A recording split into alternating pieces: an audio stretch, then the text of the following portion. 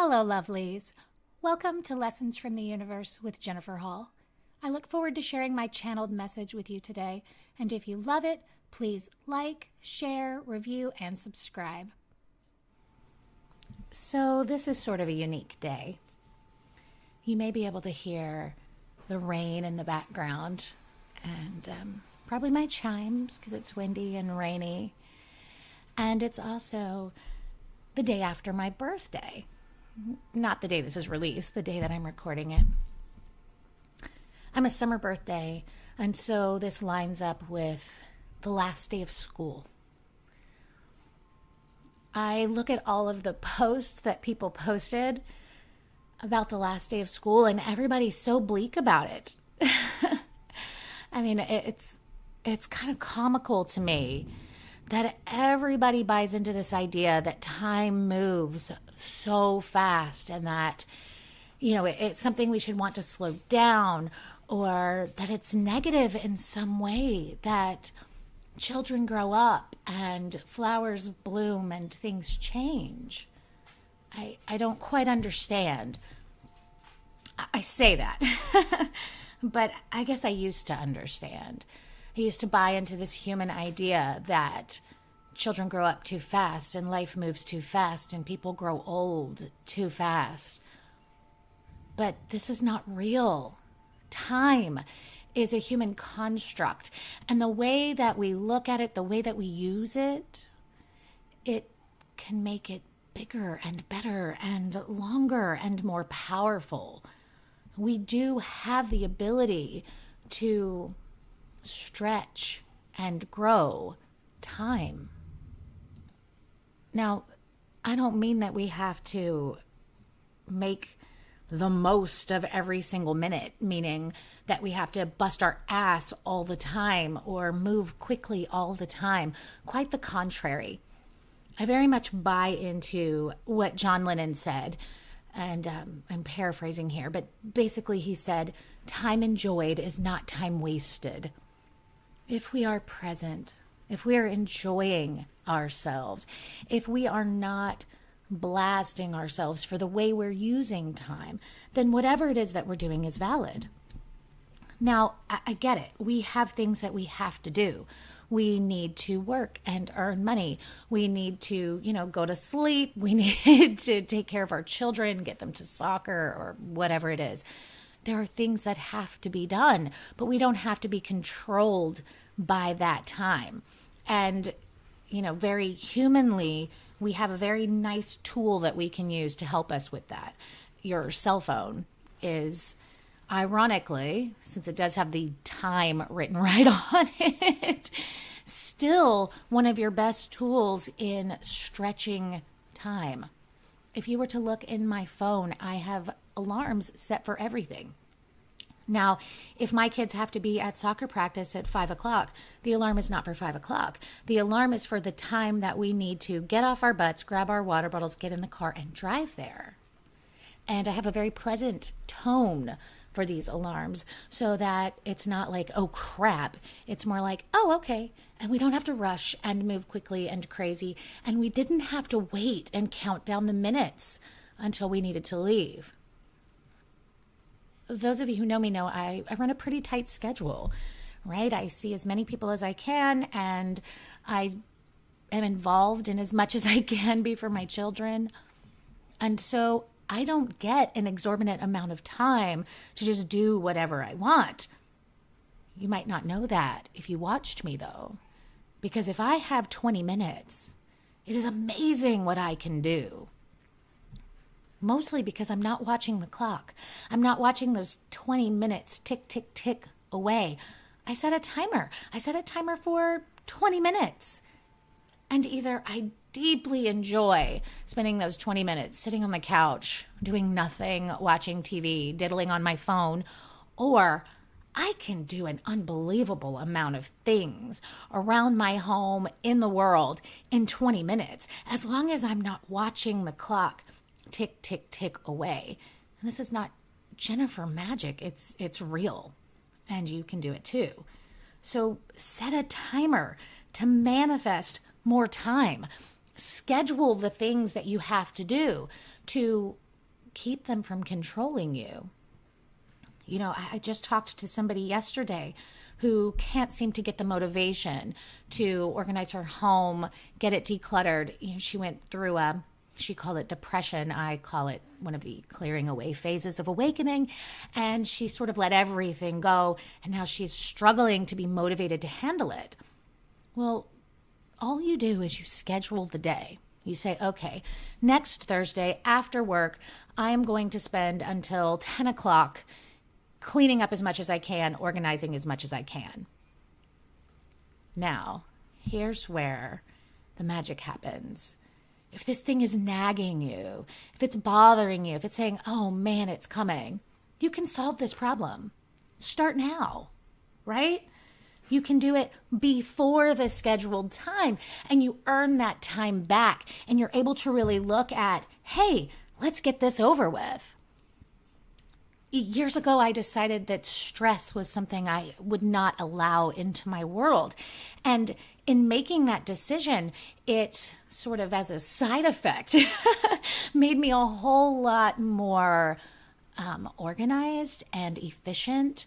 And people look at me and they think that I'm like this super mom who gets everything done. That's really not what it is. It's I'm thinking about it, so why not handle it?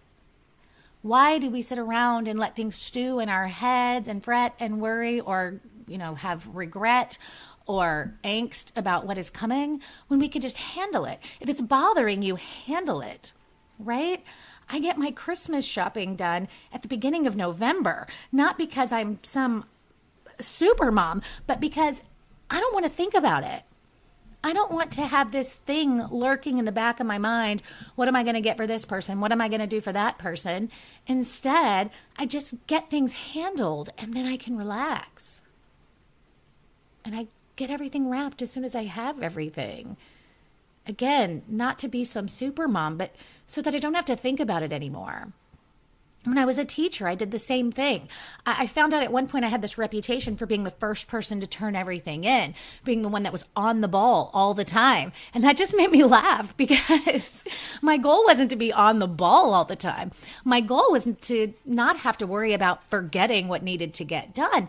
And I bought in, as I believe you should, I believe everyone should, that if it's on my mind, I can handle it, right? If I'm watching television and suddenly I recognize that I'm not thinking about what I'm watching. I'm thinking about that email I need to send. Instead of letting it jack up my enjoying of my time, I go handle it. These things only take a few minutes when you handle it, when it's primed in you, when it's right there. So in that way, we can stretch time. We also stretch time by being really present. And this is the thing that I guess is what makes us have to see all those posts that say, when did this happen? Quit growing up, blah, blah, blah. I mean, part of that I think is very just cultural. I think people think that should be the caption for their last day or their first day of school picture or their birthday celebration. Everybody posts all these pictures of their kids on Facebook and they say, oh no, quit growing up.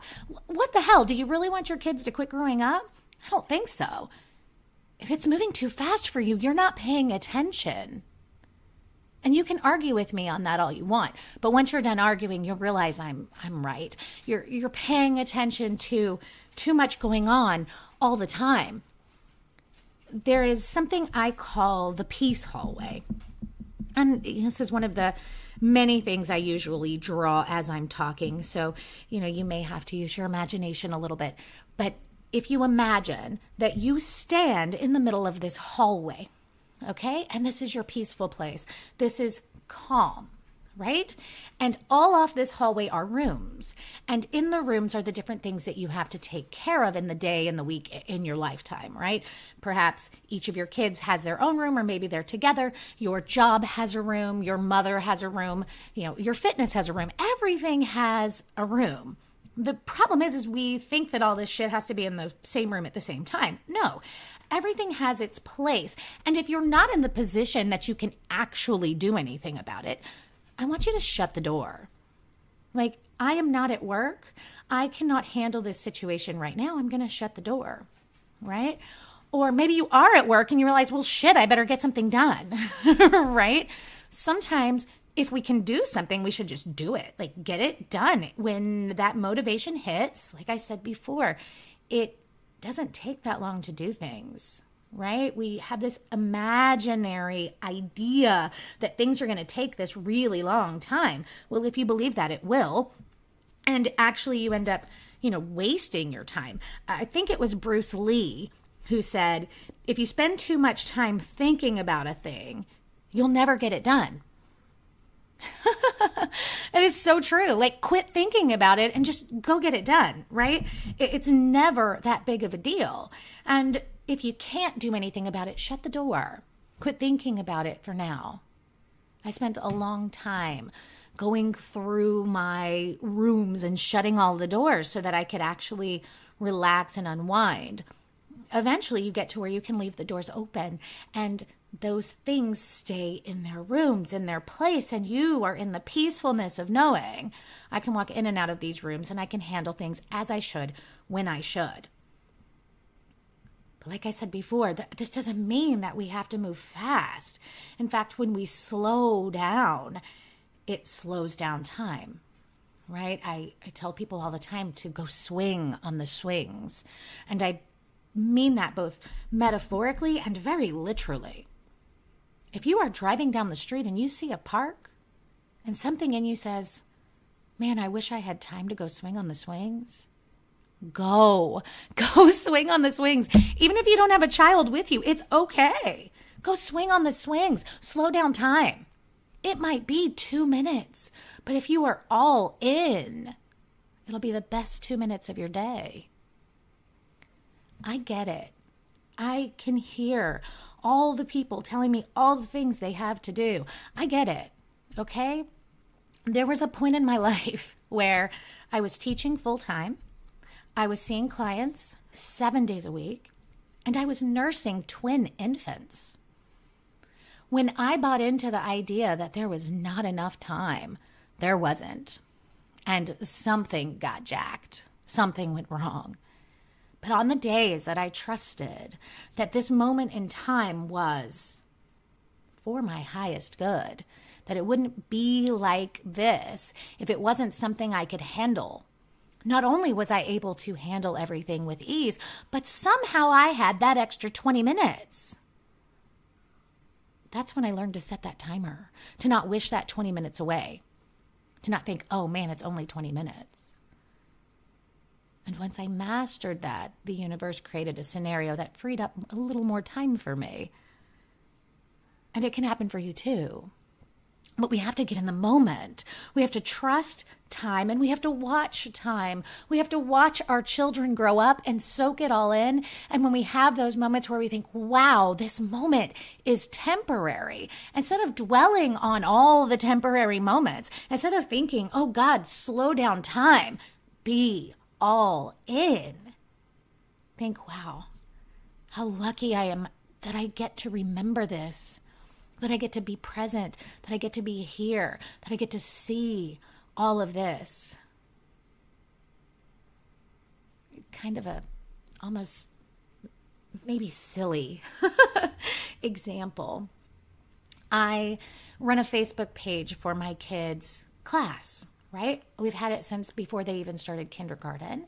And each year I update it so that we can grow it and we can add the new parents and we can really communicate. And for those of you who are wishing you had better communication with your kids, friends, parents, I suggest you do this. It's very easy to maintain, especially once you ask a few parents to help you, post pictures, post reminders, post whatever.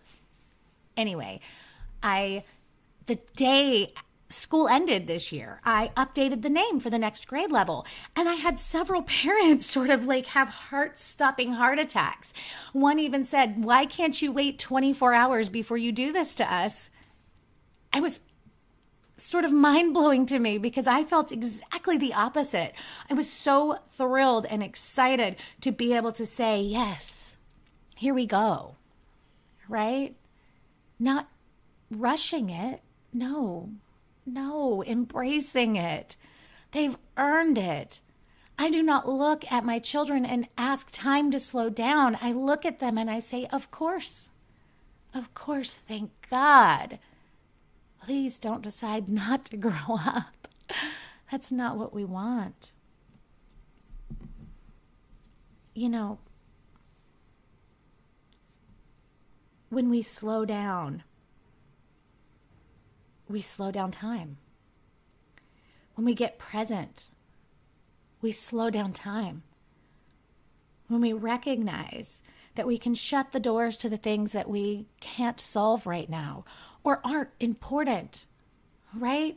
Quit thinking about work when you have time to relax. And if you can't quit thinking about it, go do something, right? Make a list. It's remarkable what happens when you make a list of the things that are on your mind and you tell that piece of paper, hold this for me till tomorrow. In fact, I used to do that back in the day when I had a lot of trouble sleeping. I would write on the piece of paper all the things that were spinning through my head, and I would literally say to the paper, hold this for me till tomorrow. We run lists in our head and have-tos in our head. And honestly, seize the moment. If you can get it done, go get it done. And if you can't, write it down, right? Do not get up in the middle of the night if you can make yourself a note that says, don't forget to handle this tomorrow, right? We do need sleep. We are human beings. It is required. But on the times and days that doesn't work, or if you're not enjoying your TV show or your dinner or whatever because of the things that you have to do, just do them. Do them. Right? You're tithing your time to your sanity. And that's a good thing. You know, there's this cultural belief. It is this radiating thing. And, you know, I think we talked about this when I did the episode about death, right? People believe they have to mourn for a certain amount of time. It is pervading, and less you push against it, it owns you. The same is true with the passage of time. Why do people hate getting older? Why do they dread this? I love it. Bring it on, right? I claim my age as soon as I go past the tipping point, kind of like a kid, right? They say, I'm 8.5. Right. Great. I own it. And I have girlfriends who go, oh, it's just because you look great for your age. And, you know, I'm sure that helps. All right. Thank you, genetics. But I don't think that's what it's about. It's because I'm present. I choose to be present. And we can't use the excuse that the other people around us aren't doing that because that's where I live. My husband believed time passes very, very quickly. He sees it as just flying by. And yet we are living in the same life, in the same house. And for me, time moves slow. It will seem like it has been eons. And he'll say, that was 2 days ago. Right? That's okay. It's okay. We don't have to be on the same page about everything. You know, sort of side note, we don't have to own the same emotions either, right? Someone in our house can be sad or angry or whatever. We don't have to buy into that. That's not ours. Maybe it pervades. Maybe it is like emanating in the room. That doesn't mean we have to buy into it. Right? We can either recognize our own space and our own being, or we can leave the room. Like, this is okay. Let them stew in their shit. And, you know, you can talk about it later. You know, so much of stretching time is about the release of control. You know, patience is something people tell me all the time. They feel like is their life lesson. Focus on divine timing, beloved. Why would we want to control time? I mean, I guess that's sort of a silly question. I know why. I used to be a complete control freak. I wanted everything to go by its schedule, in its order. And that was largely because I grew up with some chaos around me and I wanted to not have chaos anymore.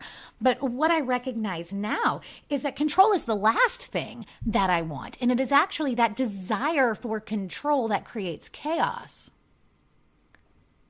if we allow time to unfold, right? Make use of it. Make use of those sparks of inspiration. Just get up and go do, even if it's a little bit, right? Suddenly you want to clean the house. Well, you make the bed and that feels like enough. Great. Great. Go sit back on the couch, watch TV. Time enjoyed is not time wasted. But if you're not enjoying it, do something else. And be patient. Trust the divine timing. Everything that unfolded my life till this point, I anticipated for years and years beforehand. And at the beginning, I was in such a hurry to speed it up, to rush it, to get it going. Why is it not happening now? Shouldn't today be the day? When it was actually the release of that sped up time. When I went into my classroom every day and I thought, if this is where I belong, it's where I want to be. And I got present and I stayed focused and I took in everything at every minute. And I said, if this is where the universe wants me, this is where I will be who I am. And when that clicked, the pathway opened that led me through many steps to the place I am today, which is leading me to yet the next thing, right? Do not wish away time. Do not try to speed things up. You know, it's okay. It's all okay. There is enough time and there is enough life. Don't let it pass you by claiming that there's not. Some of you have heard me talk about Taoism before. Lao Tzu said that time is something that we create ourselves, right? Which is absolutely true. And he also said, to say that you don't have enough time is really to say that you don't want to. And it's okay to not want to. It's okay. If you don't want to and you are able to let it go and let it slide and it does not pervade your thoughts and give you stress and make you nuts, great. You don't have to. But if it's going to nag you and keep you from enjoying what it is that you're doing, then just get off your ass and get it done, right? I host a lot of parties here for my kids and their sports and my clients and things. And it will spin through my head all of my to-do lists, right? And so I make a list. And a lot of it is able to be put off because I know it's on that piece of paper or, actually I use an app called Wonderlist. But I know it exists and I won't forget anything. But I also get shit done early. I get it done so I don't have to think about it. So it doesn't take over my life, so that I can watch my children play, so that I can be present at soccer practice or wherever I happen to be at basketball, so that I don't miss the good stuff. We cause ourselves so much stress by getting bogged down with the have-tos that we think we don't want to. If you can't let it go, then guess what? You want to. And there is enough time, right? I used to work out every single day and then I had children. I have to be real with myself. I have enough time to go to the gym. But what I would be giving up is the time I get to spend with my children right now before they are of the age that they don't have as much time to spend with me. And so I'm choosing. I don't want to. I don't want to give up that hour, that 2 hours. I don't want to give that up. It's not that I have enough time. I do have enough time. You have enough time. It's bullshit for you to tell me that you don't have enough time. You have enough time to do whatever it is that you want. You're choosing how to spend your time. And if you're choosing to not do something, then be all in, right? Time enjoyed is not time wasted. For many years, I didn't own a TV. I decided it was a waste of time and I'm this spiritual being and whatever. And do you know the universe said, hey, you're a human being. You're allowed to enjoy television. And And so there are days, there are times that we've had a really busy week, and maybe we finally have a Saturday with no have-tos, and all I want to do is sit on the couch with my kids in our jammies. And we are able to be present and enjoy it, and it's not wasted. My husband cannot do that. By the end of the day, if that's what he's done, he will be filled with remorse and regret. He cannot just say, this was a good use of my time, I enjoyed it. And so he does, and I encourage him to get up and wash the car, mow the yard, do whatever it is in his mind that has to be done. Because if he doesn't, he will be miserable. He will screw up his own experience of time. So you get to choose, lovelies. But don't let time move too fast. That's not real. Do not look at your children and say, oh, I wish you were babies again. What the hell is that? That's romanticizing something that wasn't romantic, right? I enjoyed when my children were babies, but I don't want to go back there. I like who they are today. Do you really want to go back there? Right? Or people romanticize some ex-girlfriend, ex-boyfriend, whatever. You don't really want to go back there. Be honest with yourself. Don't romanticize things. Look at time. And if you can't look at yourself and see that you've grown, do something different. Those things that nag you are the universe asking you to change. If you can't change your thinking about them, change what you're doing about them. Change is not scary. Change is good. Time is not a criminal stealing your life away. It's a gift of wisdom and awareness. Use every minute, every single one. Time enjoyed is not time wasted. Be clear. I am not asking you to be the queen or king of efficiency. I'm only asking you to get the shit done that nags you so you can enjoy your time on this earth, your time with yourself, with your family, with your cat, whatever it is. And if you're not enjoying that time, change it. This week, I already talked to several people who are going through some kind of crisis, right? One sent me an article that was titled something like Midlife Crisis or Midlife Love.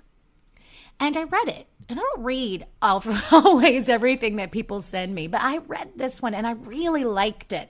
Except I don't call it a midlife crisis. I call it an awakening. And it doesn't always happen at midlife. It happens when it's supposed to.